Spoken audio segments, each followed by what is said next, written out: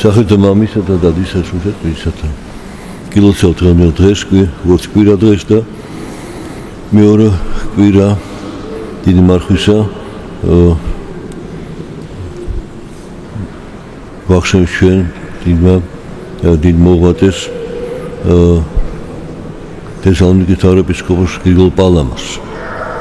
ეს მე-14 საუკუნეში მე-14 მიზნაზე მოღვაწეობდა იგი და რატო შეგვიან ასე მოხდა მეორე კვირის დიდი მარხვისთვის მინიჭება სახელის.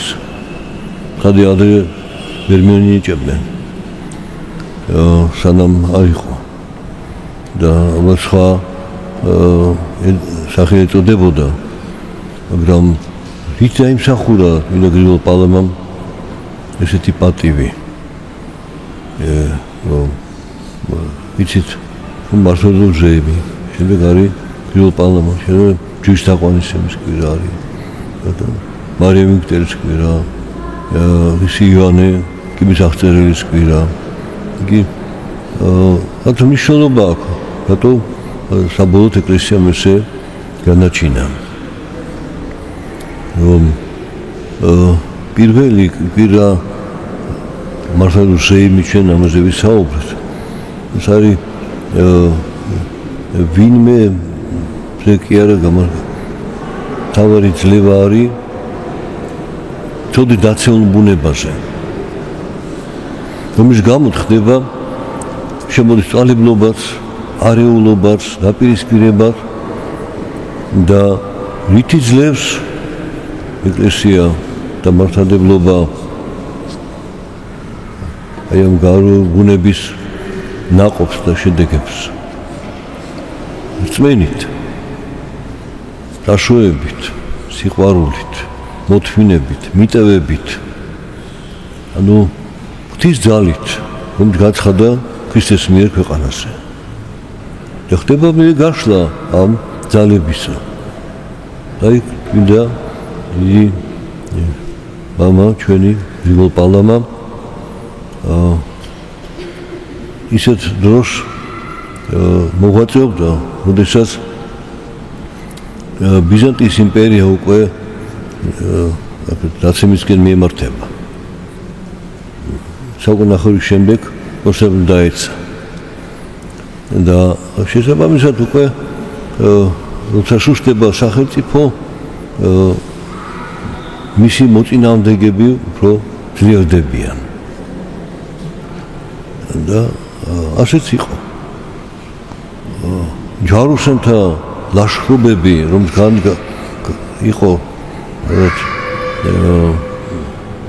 მე-12 საუკუნის ბოლოს, მე-13 საუკუნის დასაწყისში, მიზანი იყო წმინდა მიწის განთავისუფლება, იერუსალიმის განთავისუფლება და ქრისტიანობის აღორძინება იქ. იმიტომ მაჰმადიან სამყაროს ჰქონდა დაკავებული ეს სივრცე, წმინდა მიწა, ეგვიპტე და იქ საპატრიარქოები, ისტორიული საპატრიარქოები ანტიოქიის, იერუსალიმის, ალექსანდრიის მაგდო ზეწოლის ქვეშ იყო აი ამ მაჰმადიანთა ხელისუფალთა ზეწოლის ქვეშ ყოფილდა. და თურქ კეთილშობილი განზრახვა იყო, რომ დაებრუნებინა ეს ქრისტიან სამყაროსთვის ეს ტერიტორია. მაგრამ ოცნაურად მოხდა, რომ გზადაგზა არბევდნენ მართლმადიდებლურ ქვეყანას, ათონისთან, კონსტანტინოპოლს, მოლაშქრეების, ჯვაროსნები და შესაბამისად არბევდნენ ორი იყო მიზანი, ძარცვა და რომის პაპის დამორჩილება. მაგრამ რადონის თავზე არის ერთ-ერთი მონოსე ზოგრაფი. ბულგარეთის საპატრიარქოს იურისდიქციაშია და კიდე მოთხოვეს მერებს, რომ უარყავითო და შემოერთეთ რომის პაპსო. მათ უარი თქვეს და იქ ერთი პატარა კოშკია, იმ კოშკში ჩაიკეტნენ. ნუ ჯვაროსნებმა მოიწონეს ფიჩხი, შემოუღეს და ცეცხლი წაუკიდეს და ამობუგეს ეს 40 ბერი იმ ერთ კოშკში. ივერის ღვთისმშობლის ხატის მონასტერში იგივე მოსთხოვეს ბერებს, რომ დაემორჩილოთ ომის ბავშვს. იქაც არ იმიღეს, ჩვენ ჭეშმარიტ საწარმოზე ვართ. ჩვენ დამოუკიდებლები ვართ. ეს მონაზონთა სამყაროა. ზოგი იქვე დახოცე, ზოგი ზღაში გაიყვანზე დაახჩეს ბერები. აი ამ ეპოქის შემდეგ, ამ ასეთი დარბევის შემდეგ უკვე ხდება ეს ექსპანსია, შემოგზავნა ხდება სხვადასხვა მისიონერების, რომის პაპისგან გადაეხაროს ხალხი. და აი ამ ძიმე დროს გრიგოლ პალამამ დაიწყო მართლმადიდებლობა. იყო ჩამოსული დასავლეთიდან კალაბრიელის პროვინციაში, კალაბრია სამხრეთ იტალიაში. ადრე იქ ბერძნები სახლობდნენ სიცილიაში და კალაბრიაშიც. მაგრამ შემდეგ მოხდა თქვათ ასიმილაცია სხვა მოსახლეობასთან, სხვა შემოსულ ტომებთან და მოხდა გათოლიკება ამ კალაბრიის და სიცილიის. და ეს მერი ვარლამი, მორს განათლებული, წიგნიერად განათლებული ადამიანი ჩამოვიდა და ესეთი კონსტანტინოპოლში, დედაქალაქში, ბიზანტიის იმპერიის, რომ მიხვდა, რომ მართლმადიდებლობა მართალია, სწორია და ხადაგებდა ხალხში კათოლიციზმი შეცდომაშია. რადგან განათლებული წიგნიერი ადამიანი იყო, შესაძლოა მაღალ ფენებში საზოგადოების იქნა უფრო მიღებული. და მისი მჭერმეტყველება, მისი განათლებულობა იზიდავდა ხიბლავდა მრავალს. მე ვთქვეს, რომ ახალ მართლმადიდებლობას მოდვარისო გახდესო. კი ბატონო, კონსერვატორიაში ტაძარიც მისცეს. აი მე უკვე დაიწყო მისი ასე ვთქვათ თანურენით დესტრუქციული მოქმედებები. თითა არა მართლაც არ რაღაც ცნობილებები და კათოლიკე არ რაღაც სიმართლე და უკვე ესე ორმაგი პოზიცია დაიწყო. მაგრამ მას უკვე მომხრები ყავდა. და შეწუხებული ესე იგი მართლმადიდებლური საზოგადოება ასეთ განათლებულ ადამიანს ასევე არა ნაკლები დონის განათლებული ადამიანი დაუპირისპირდეს და გაარკვიოს ამ პოლემიკაში თუ დიალოგში სიმართლე რომელია, ვინ არის მართალი. და მაშინ იყო მოწეული წმინდა მამა გრიგოლ პალამა. გაიმართა საჯაროდ გაიმართა ეს პოლემიკა და ვარლამი დამარცხდა პოლემიკაში. დაბრუნდა იტალიაში და ცოტა ხნის შემდეგ ისე ჩამოვიდა, რადგან მიხვდა, რომ გრიგოლ პალამა მოღვაწეობდა ათონის მთაზე, წლების მანძილზე. ესე იგი ბურჯი მართლმადიდებლობის ათონის მთაზე არის და ჩამოვიდა იქ ათონის მთაზე. ცოტა ხანი იყო იქ ერთ ხანდაზმულ ბერთან, რომელსაც დოგმატიკის საკითხებში კარგად ვერ ერკვეოდა. და მის კითხვებზე ვარლამის ბუნდოვან პასუხს სცემდა. მაშინ ვარლამა განაცხადა, რომ მე უხუცეს ბერთან ვიყავი ათონის მთაზე ერთი წელია და აღმოჩნდა, რომ ათონის მთა ცდომილებაში არისო. მრავალ ღმერთიანობაში ჩავარდნენ ესენი. აი ესეთი ბრალდების გამო ისე მოუწია წმინდა მამა გრიგოლ პალამას შეხვედრა ვარლამთან. ისევ დამარცხდა ვარლამი. მან დაამახინჯა სიტყვები, რომელიც გაიგონა ათონის მთაზე. და ეს სიტყვები მოგონილი არის პავლე მოციქულს, რომ თავის ეპისტოლებში მადლი ღვთისა, სულწის მადლი სხვადასხვა ნიჭით ვლინდება ქვეყანაზე. და მადლი ერთია ღვთისა, მაგრამ გამოვლინება ნიჭის სხვადასხვა შეიძლება იყოს. ვიღაცა ჰიმნოგრაფია, ვიღაცა ღვთისმეტყველია, ვიღაცა ხატმწერია, ვიღაცა არქიტექტორია, ხუროთმოძღვარია და ასე შემდეგ. და უბრალოდ თქოს ესე იგი თქვენ ხან ღვთის მადლი ღვთისა მერთია და სხვადასხვა მრავალ ღმერთიანობას გადაგებს. მე ხერხად და უტრირებულად ხვები რა მარტივად რა.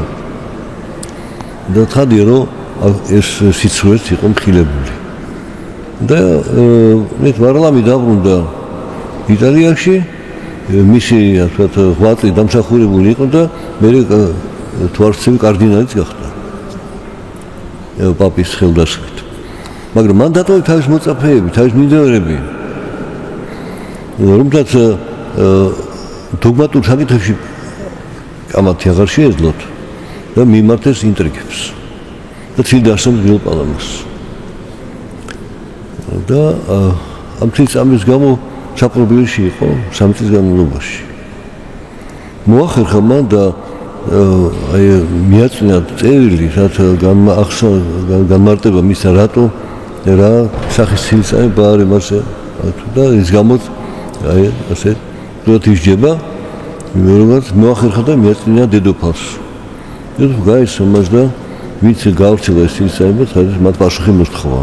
და გრიგოლ განთავისუფლეს, მაგრამ ამ ბრძოლების გამო, ამ ციხეში ყოფნის გამო მძიმე პირობებში მისი ჯანმრთელობა შეირღა, მაგრამ როგორ დამცველი მართლმადიდებლობისა, აი ამ მძიმე დროს და ახლა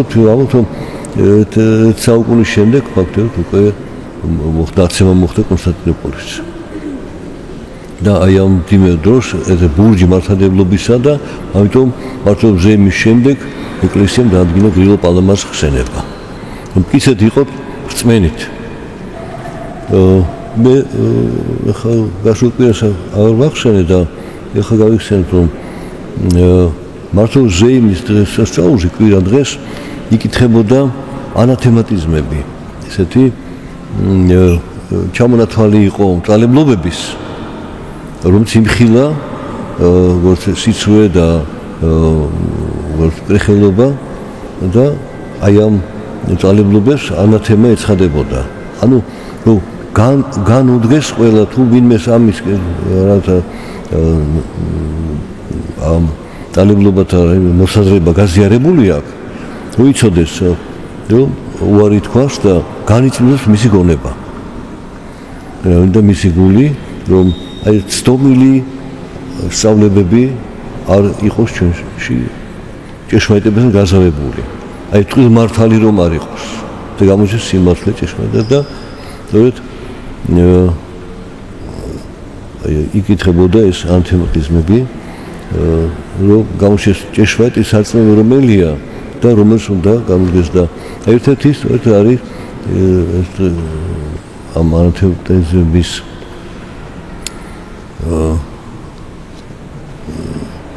გამოვლინება გრიგოლ პალამას ხსენების დღეს.